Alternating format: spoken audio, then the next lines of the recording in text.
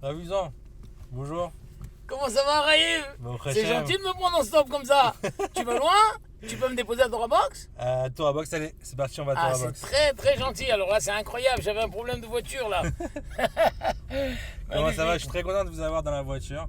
Ah bah oui, c'est la première fois que je monte dans ta voiture, hein? En plus. C'est une belle voiture, bravo. Très bien. Elle est propre, bien entretenue. Pour ceux qui ne vous connaissent pas, vous êtes Rav Uzan. Vous donnez beaucoup de cours à Torah Box. Vous avez été directeur des écoles de pavé. Ah, tu connais tout sur moi alors. On s'est renseigné avant. Et vous avez fait il y a combien de temps maintenant? Vous êtes monté en Israël? Mon alliage, je l'ai fait en 2013, ça fait 6 ans. 6 ans. 6 ans que vous êtes en Israël. Le 13 janvier 2013. Vous habitez à Bnei Brak, c'est ça? J'habite à Bnei Brak. D'ailleurs, vous connaissez bien Raphaël Kaninsky, le Gadol Hador. Ah, bon, Hachem, j'ai la chance. Ibadel Chaim, j'étais souvent chez Rav Steinman. Maintenant, je suis moins souvent parce que je suis très occupé, mais bon, Hachem, j'ai la chance d'être chez Rav Kaninsky assez souvent. Aussi chez Rav Bergman. D'ailleurs, à Torah Box, la plupart des shurim que je fais, ce sont les shurim de Rav Bergman. Le genre de Rav Shach. Bon, Hachem. Bon, et vous avez d'ailleurs aussi une communauté à Ra'anana. Exactement. Mais attends, tu t'es renseigné avant de me ouais. Ça m'a pris du temps parce qu'il y avait beaucoup de renseignements. La communauté Beth Israël de Ra'anana, au Merkaz Klita. C'est le Merkaz Klita, c'est l'endroit où les Olim Hadashim arrivent et apprennent l'hébreu. Bah, là-bas, il y a une choule. Et j'ai une pensée pour votre frère Zichrono Livracha qui avait créé les chocolats Daniel. Bravo. Là, ça me touche, mon frère Yaakov, Alav Shalom. Vraiment, qui a fait un grand Kiddush Hashem parce que il a créé un produit merveilleux, magnifique. Qui est connu dans le monde entier aujourd'hui. Ah, dans le monde entier. Moi, je suis tellement fier quand on me dit que vous êtes le frère Chocolat Daniel, très bien. Alors lui, il était fier de dire que c'était mon frère, et moi, je suis fier de dire que je suis son frère. Votre premier cours que vous avez donné à Torah Box, c'était en 2013. C'est vrai? Ouais. 2013? 2013. À peine. Vous vous souvenez ou pas? Non, je me souviens pas. D'ailleurs, comment je suis arrivé à Torah Box? Je ne me souviens même pas comment je suis arrivé à Torah Box. C'est Binyamin Benamou qui vous connaissez de pavé justement. C'est lui qui m'avait appelé. Ouais. Ah là là. Tu sais, je vais te dire un petit secret parce que moi, je n'utilise pas en vrai Internet et je sais même pas comment on allume un ordinateur. Et donc quand on m'a appelé, alors j'hésitais. Et je demandais à un gadol, pas la peine de dire son nom maintenant. Je lui dis qu'est-ce que je fais? Il me dit écoute, aujourd'hui la Torah, elle est transmise par ce moyen-là. Tu dois y aller, on n'a pas le choix. Tu dois y aller. Ce qui fait quand après j'ai eu des critiques, oh non, vous faites des cours sur Internet, etc. J'ai dit écoutez, moi-même je n'ai pas Internet. Et ces cours sont pour ceux qui ont Internet. Mais j'ai demandé à un gadol. Un grand gadol, pas un petit gadol, un gadol. Qui m'a dit aujourd'hui on n'a plus le choix. C'est comme ça que la Torah est transmise. Et ceux qui ont Internet, eh bien il faut leur donner une Torah de niveau et bon Hachem, bravo. D'ailleurs, au début quand je suis rentré à Torah Box n'était pas si connu. C'est ça, il y a un avant et un après Torah Box ou pas depuis que vous êtes arrivé en 2013 jusqu'à aujourd'hui? Tu parles pour moi? Pour vous, ouais. Ah, pour moi ça c'est clair si tu veux. Avant Torah Box je n'étais connu qu'à pavé. Même en France j'étais même pas trop connu. Après Torah Box je suis connu dans le monde entier. Et le plus rigolo c'est qu'en France, maintenant on m'appelle grâce à Torah Box, on m'appelle pour faire des interventions en France. Je vais très souvent à Strasbourg, très souvent à Marseille, dans d'autres endroits, grâce à Torah Box. Il est clair que pour moi, si tu veux que Baruch Hashem, comment je remercie Hashem tous les jours, tu vas savoir. La Torah que je transmettais à pavé à un nombre réduit, disons que pavé c'est en tout, disons 1000 élèves entre garçons, filles, 1000 élèves. Aujourd'hui, grâce à Torah Box, c'est 50 000, 100 000 élèves partout, à travers l'écran évidemment, et puis à travers tous les endroits où je vais. Et vous regrettez pas d'avoir fait plus tôt ça? D'avoir enseigné à beaucoup plus toute votre connaissance, votre prochaine que vous transmettez aujourd'hui à Torah Box? Écoute, ça c'est une question profonde que tu demandes d'ensemble, la notion de regret. Alors d'une manière générale, moi je suis un homme qui ne vit pas dans le regret. Le seul regret qu'un homme peut avoir, c'est les avérotes qu'il a fait. Et puis c'est ça l'aïmouna. L'aïmouna, c'est que c'est arrivé au moment où Hachem a jugé que c'était le moment. Et si c'est pas arrivé avant, c'est que Hachem jugeait que c'était pas le moment avant. Est-ce qu'il faut que les rabbinim d'aujourd'hui commencent à faire justement ce zikouï rabim de masse plutôt que de se concentrer sur leur propre communauté? Non, ça on peut pas dire. C'est un choix personnel. Et comme je te dis, regarde, moi, si on m'avait parlé de ça il y a 10 ans, c'était pas le moment. Et je crois que chacun, c'est ça l'Emouna. L'Emouna, c'est que Hachem, il prend la main de quelqu'un et il lui dit, voilà, maintenant tu choisis ça. Tu choisis ça. Par contre, si un Rav, il sent qu'il a une possibilité, il sent qu'il a envie, etc., alors qu'il pose la question à un Gadol. Et à mon avis, aujourd'hui, la réponse est bien sûr, c'est le Zikouï Rabim à grande échelle, Zikouï Rabim. Rav Steinman, tout le temps, chaque fois qu'on allait prier sur des tombes de tzadikim, on voyait ce qu'il avait écrit. Tout le temps, sa prière, c'était qu'Hachem m'aide à être Mezaket Rabim. Aujourd'hui, c'est clair, il faut être Mezaket Rabim, Mezaket Rabim. Mezaket Rabim, c'est-à-dire vraiment donner du mérite à l'ensemble, au plus grand nombre de juifs. Alors, comment on rapproche des juifs, justement, aujourd'hui en 2019? Parce que le Zikouï Rabim, c'est bien sûr de rapprocher le plus de juifs possible. Comment en 2019, aujourd'hui, on peut rapprocher? Aujourd'hui, bon, c'est un petit peu ma chita, ma avodat Hashem. Aujourd'hui, le monde, il est tellement sombre, tellement triste, tellement angoissé. La seule réponse, c'est la réponse du clan Israël. Simcha shel mitzvah. Simcha shel mitzvah. Et vu qu'un homme, il est en mitzvah, un juif en mitzvah permanente, alors il est en permanence en simcha. Et justement, c'est la question que j'allais vous poser, parce que tout le monde vous connaît aujourd'hui. Et au Hachem, on voit à travers les cours que vous donnez à Torah Box, et même dans la vie de tous les jours, que vous avez une simcha, une joie permanente. Le sourire ne quitte jamais vos lèvres, au Hachem. C'est quoi votre secret? C'est une avoda. Tu dois savoir que c'est une avoda. C'est une avoda qui provient peut-être d'abord de Avat Israël. Par exemple, toi, tu sais pas combien je t'aime. Avoda, Avat Hashem, aimer Hashem Yitbarach, aimer Israël, aimer chaque juif, aimer le clan Israël, mais aussi aimer l'humanité.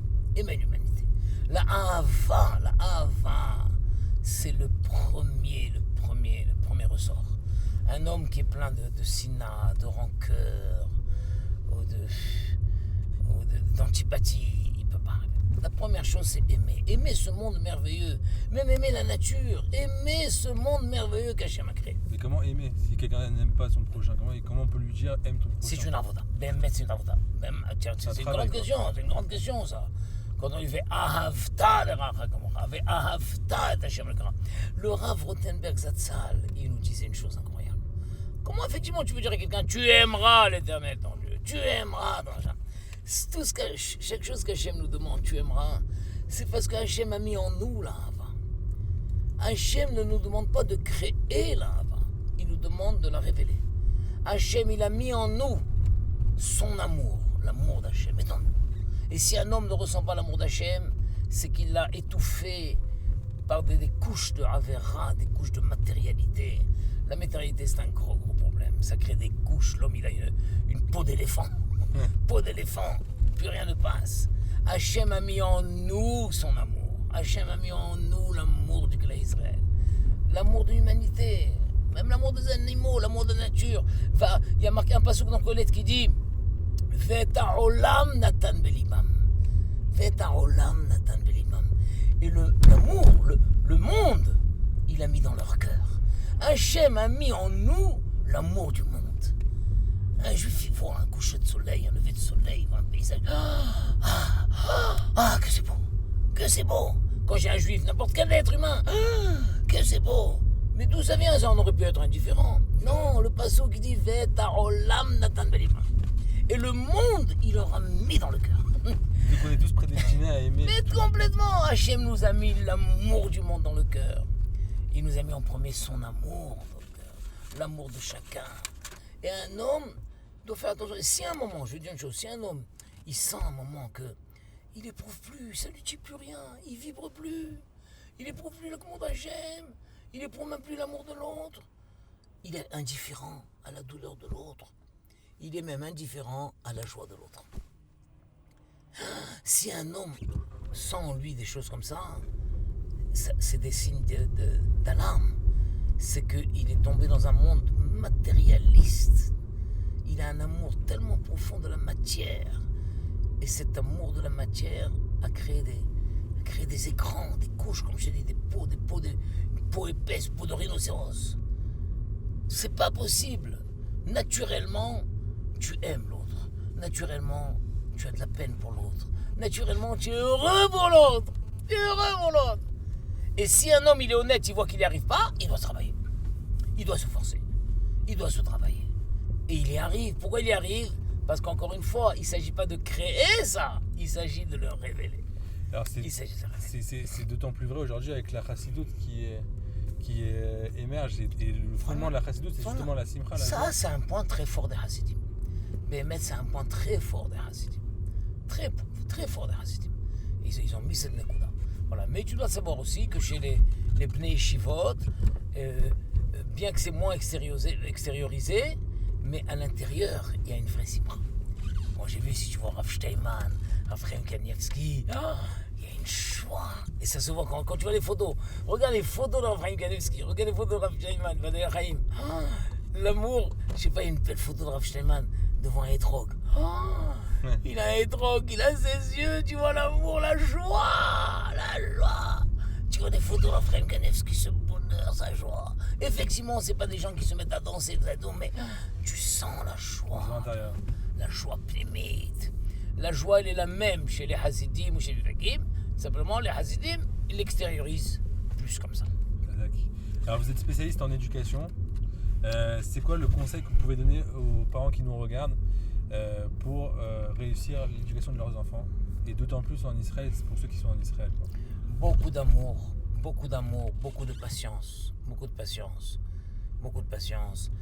Parler avec les enfants, ne pas attendre à ce que eux nous parlent.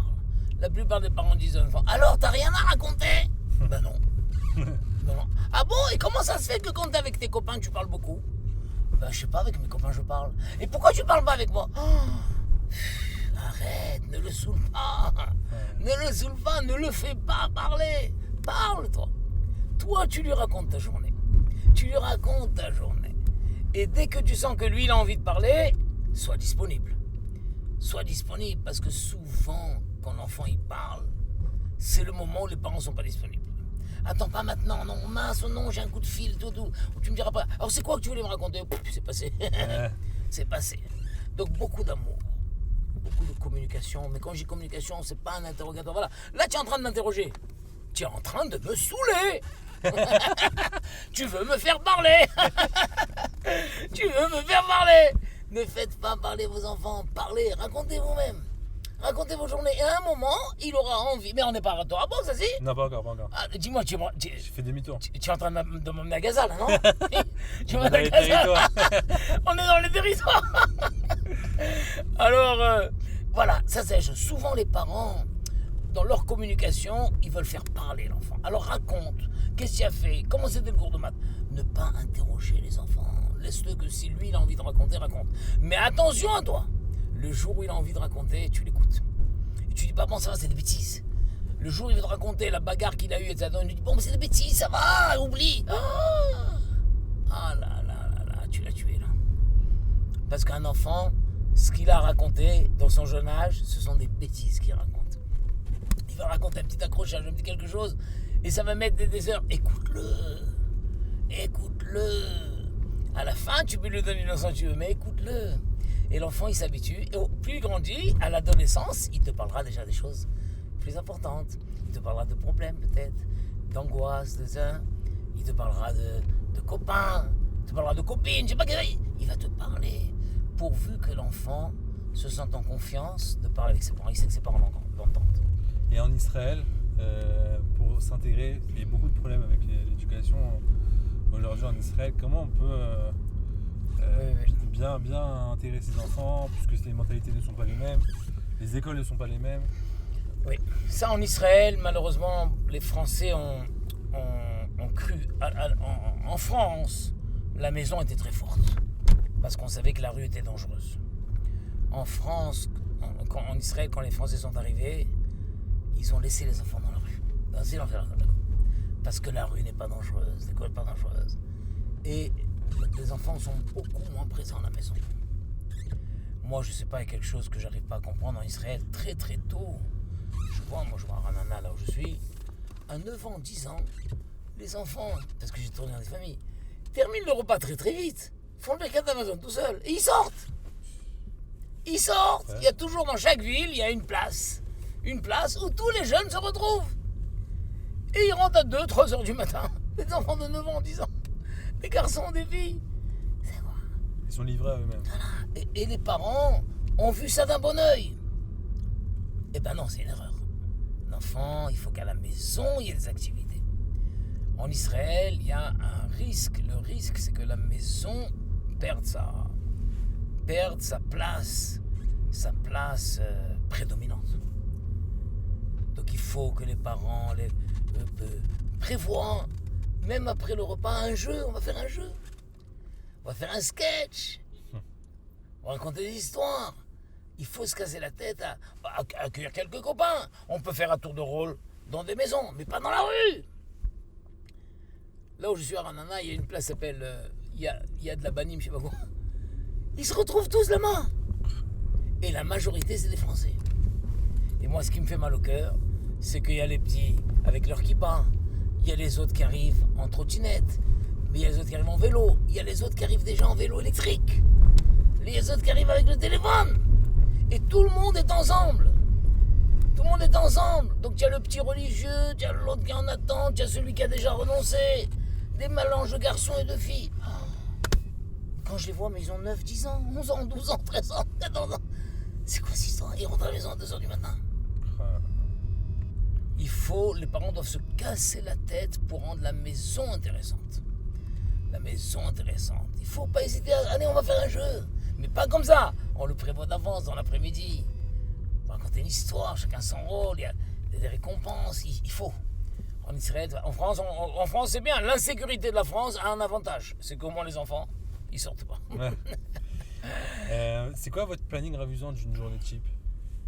Alors... des journées bien chargées. Voilà. Tu sais que je suis globalement sur peut-être 14 activités différentes. Donc j'ai des écoles. Mes matinées sont consacrées aux écoles. Entre 2 jours à Bnei Brak, 1 jour à Ranana, 1 ou 2 jours à Yerushalayim. Ça, c'est les matinées. Où je suis soit ce qu'on appelle un bochen. Bochen, ça veut dire je pose des questions, disons, un inspecteur pédagogique, on peut dire. Vous savez, où je suis le rave. À Ranana, je suis le rave de l'école. Je fais des sirops. Mes matinées sont remplies par l'école. Les après-midi, j'essaye d'étudier, préparer mes shiurim. Et mes soirées sont entre... donc il y a les après-midi, je suis à Torah Box, évidemment. Mes soirées sont les cours dans toutes les différentes villes, Ranana, Bet Shemesh, Yerushalayim, Bnei Brak, sur un planning... Et comment vous faites avec vos enfants alors? Alors voilà, la vérité, tout ça n'a pu être possible que parce que pour Hachem, j'ai marié tous les enfants. J'ai marié les enfants, il me reste Avram Zvi, mon fils de 20 ans, qui lui est à la yeshiva. Mais c'est vrai que moi j'ai des gens par exemple très compétents, je leur dis il est trop tôt de vous relancer dans le Zikouï Rabim là. Trop tôt, il faut être à la maison pour s'occuper des enfants. C'est pour ça, même ce que tu m'as demandé tout à l'heure, est-ce que j'aurais pas pu le faire plus tôt? Non, plutôt il y avait les enfants. Là maintenant c'est une période bien, à la maison j'ai plus d'enfants à m'occuper. Et c'est pour ça que c'est une belle période, c'est une période idéale pour ça. Mais il faut pas, attention, ça, il y a beaucoup de gens qui font du Zikouï Rabim sur le dos de leurs enfants, ça ne suffit pas. Il faut pas, un peu, et Hachem il protège, c'est connu qu'Hachem il protège les enfants de ceux qui font du Zikouï Rabim, mais pas trop, attention. Et c'est quoi vos projets si vous en avez? Alors là, j'avais peur que tu me poses cette question. Tu veux que je lance un scoop? Allez, mais en avant-première. Avant-première, tu dis à personne, hein? Il n'y a personne. Il n'y a personne là qui regarde. Voilà, tu sais que là, moi, j'habite à Bnei Brak, ouais. Mais depuis quelque temps, je sais pas si je te le dis, je dis à ma femme, je voudrais qu'on passe à Yerushalayim. C'est pas vrai. Voilà. Entre toi et moi, je voudrais passer à Yerushalayim. Alors j'hésite entre Beit Vegan ou Ramoth. Peut-être Ramoth. Toi, tu es où? Tu habites où? Moi, à côté de Talpiot. Côté de Talpiot, là-bas. À Baka. Voilà, j'avais mes Baka, j'avais mon école à Baka. Tu te rappelles? J'avais ma Beth Safafa, dans le village arabe. Voilà, mes projets, c'est venir en Chine. Parce qu'en vrai, l'essentiel de mes sollicitations entre les séminaires, les yeshivot, Torah Box, les comédiens, c'est Yerushalayim. Et je suis un peu fatigué de faire les allers-retours Bnei Brak, Yerushalayim, ça me fatigue un peu. Des fois, je m'endors au volant. Et alors, j'ai dit à ma femme, écoute, en fin de compte, l'essentiel de mes sollicitations sont sur Yerushalayim. En tout Alors, cas, peut-être on va à Yerushalayim. ça serait une bonne nouvelle pour tous les Yerushalmi. C'est vrai, mais ça t'achète. Très plaisir. Une petite chanson pour fêter ça. Tu es pour ça, c'est vrai? Bien sûr, ça va apporter énormément aux habitants d'Yerushalayim. יהי החודש הזה, כנבואת אבי חוזה, וישמע בבית זה, כל ששון וכל שמחה, חיי חזקים על משאלותינו, אמיץ יעשה בקשתנו, והוא ישלח במעשה ידינו, ברכה והצלחה. לה לה לה לה לה לה לה לה da da da da da da da da ברכה והצלחה. חזק וברוך. חזק. magnifique.